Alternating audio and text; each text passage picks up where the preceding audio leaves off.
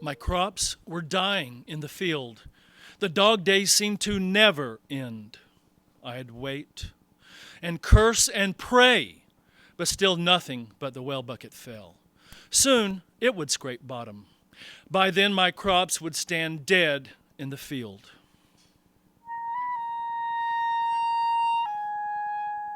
September came in dry as hell. The sun never blinked, no hint of wind.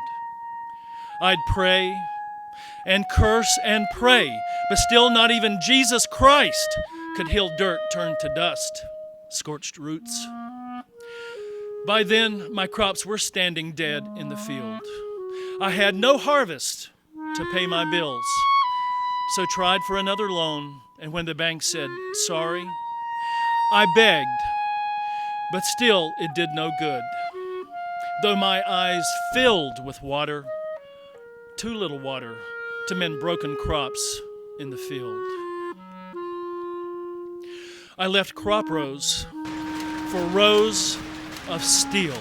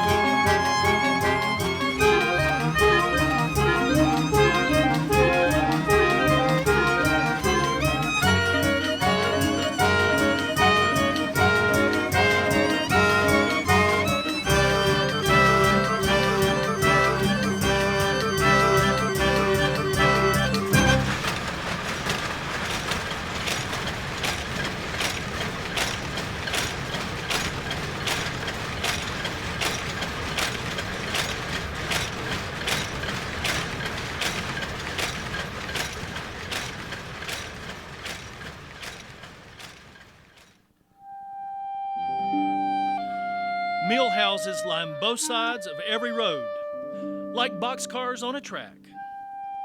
They were so close, a man could piss off his own front porch, hit 4 houses if he had the wind.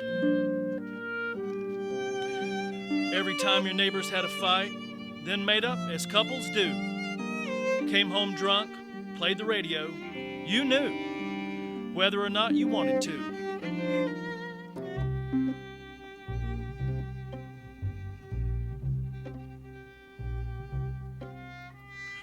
The company has erected some very attractive bungalows, which are well built and attractive. The homes are equipped with electric lights. Some time ago, the town voted bonds for a water and sewer system. It will be some months before this work can be completed, but as soon as it is, the Carolina cotton mills will install conveniences in the cotton mill homes. There are no class districts. The mill people represent as much of the town as any other citizens. Their children attend the same graded school, and the people the same churches.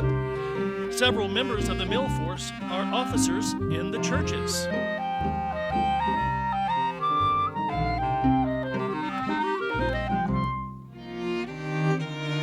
The mills do not lack for social life and out-of-door sports. There is a 16-piece band in the village, baseball and basketball teams, a splendid tennis court, playgrounds for the kiddies, and a large swimming pool is in course of construction. The equipment for the baseball and basketball teams is furnished by the company. The county nurse makes regular visits to the mill village and gives instruction in health and hygiene. Needy cases are always looked after. In order to make the cost of living as low as possible for the employees, the company furnishes them homes rent-free and sells them wood and coal at cost.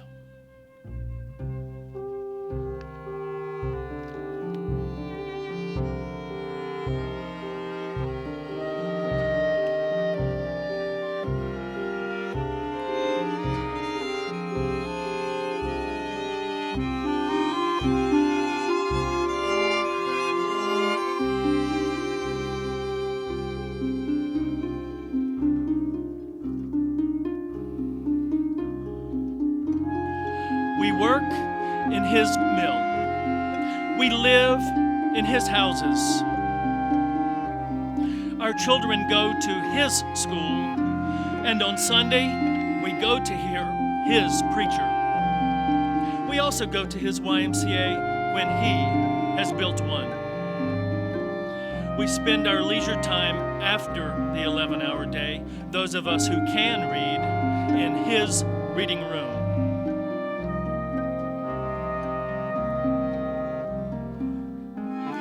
Our children play in his streets. Our cow sleeps in his stable. We are sent to his store to buy our goods. When we are sick or hurt in the mill, we go to his hospital. We are arrested by his constable and tried by his magistrate.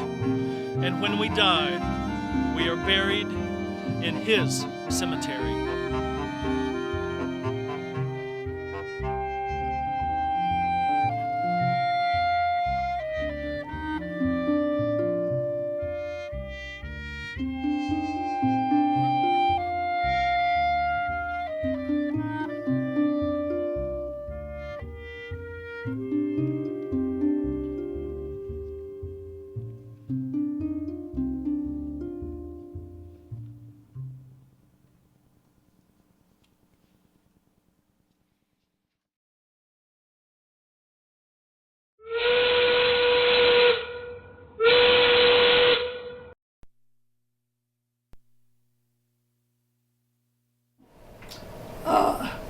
They had a whistle that blew at 5:30 in the morning. Okay. That was to give everybody a wake-up call. Okay. And then I think they started at 5:30. Then they blew it again at 20 minutes to 7, giving them their second notice. And that's telling them to get on the stick and move, because you had to be there by 7. And one of them, I didn't realize it at the time, but looking back, I think about Charles Cannon, and he took good care of his people that were living there, and the rent was very cheap accordingly, and he was a very friendly man. He used to come through our office every now and then, and spoke to everybody. You know, he was just a very outgoing person. And I felt protected because that's what we grew up with that feeling of security, and the amazing thing to me was I've looked back over it and studied it so many times, but all the adults that I knew were so benevolent. The worst thing is to overcome the misinformation that the feudal system where you have the lord of the manor and all these poor peasants. And I'm telling you, everybody that I know in this town was their own person. They didn't feel subservient to anybody that I knew of. They was pretty proud stock, I thought. A band here in town. did they? Well, Yeah. Harold Meacham and Gene Smith and one other fella, they had them a hillbilly band, and they'd go around to the houses in the neighborhood and sit on the front porch and. And since Pilotex has closed, talking to our next door neighbor over here, he looked at me and said, "Miss Avant, I never thought there would come a day that there wouldn't be a Cannon Mills." And I got to thinking, well, I didn't either. I just hadn't thought about it before that. But we just thought it was something that was needed and it would always be here.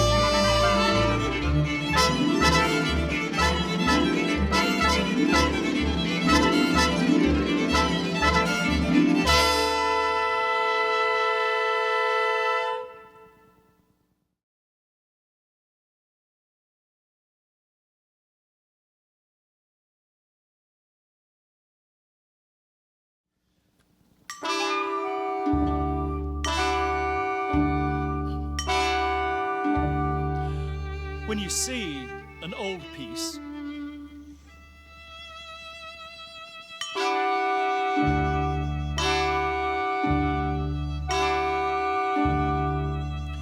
People want to touch it.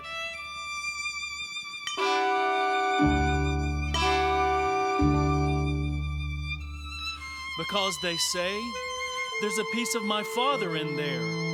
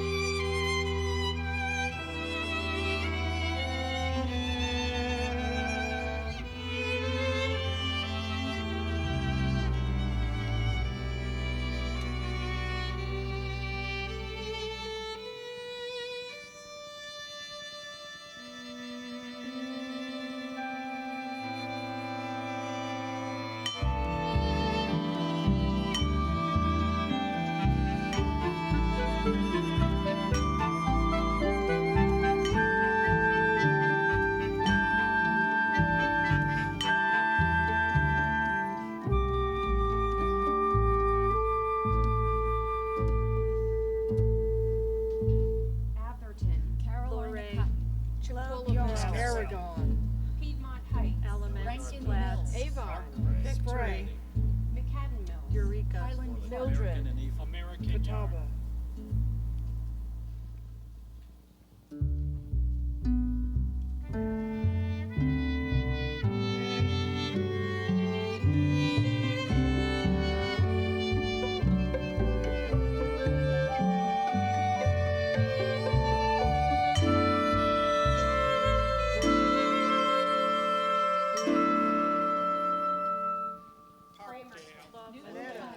Wingate Yarn, I'd better. Moorhead Cotton Mills.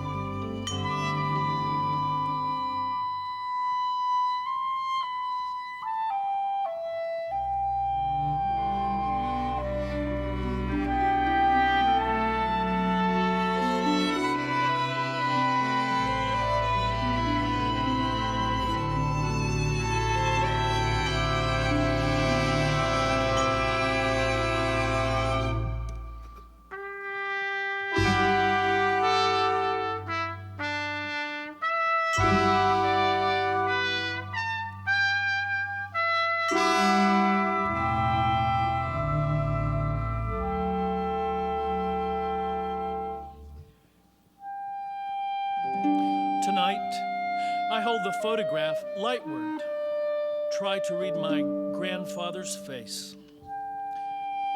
Something more behind the cigarette, a grimace of pain or a grin. It's the one sure thing I cannot remember.